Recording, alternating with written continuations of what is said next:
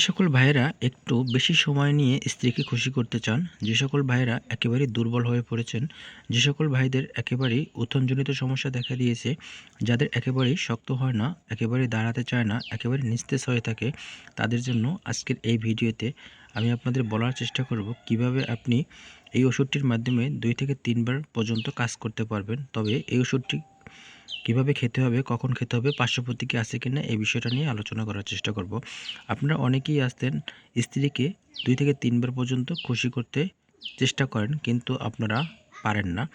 এক্ষেত্রে এই ওষুধটি যদি আপনি 1 থেকে 1.5 ঘন্টা আগে যদি ওষুধটি সেবন করেন, সেক্ষেত্রে আপনি 2 থেকে 3 বার পর্যন্ত আপনার স্ত্রীকে সময় দিতে পারবেন। আর এটা হলো সিলডালাফিন গ্রুপের একটি ওষুধ 100 mg, আর এটা বিশেষ করে 2টি ফর্মে পাওয়া যায়, 50 mg এবং 100 mg। আর এই ওষুধটির দাম মাত্র 20 টাকা। দামে 20 টাকা হলেও এর কার্যক্ষমতা অনেক বেশি এবং এর পাওয়ারও অনেক বেশি।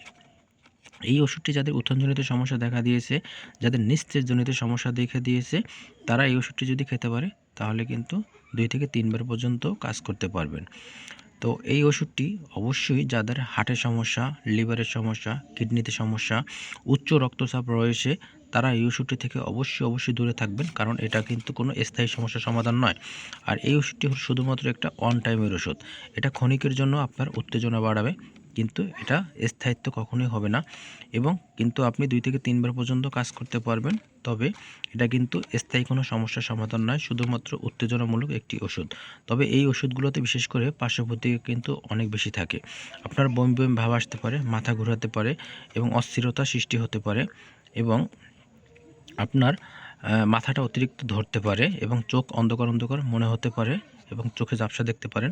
তবে এই ওষুধটি খাবার আগে অবশ্যই একজন চিকিৎসকের পরামর্শ নিয়ে খাবেন, কারণ এই ওষুধটি সম্পর্কে শুধুমাত্র একটি তথ্যমূলক ভিডিও বানানো হয়েছে।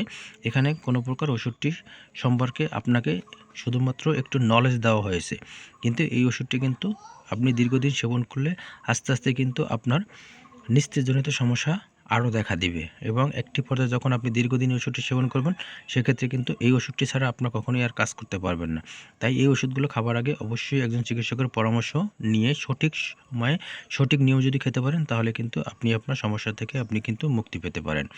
ভিডিওটি আপনাদের কাছে একটু হলেও ভালো লাগলে অবশ্যই একটা শেয়ার করে দেবেন। ধন্যবাদ।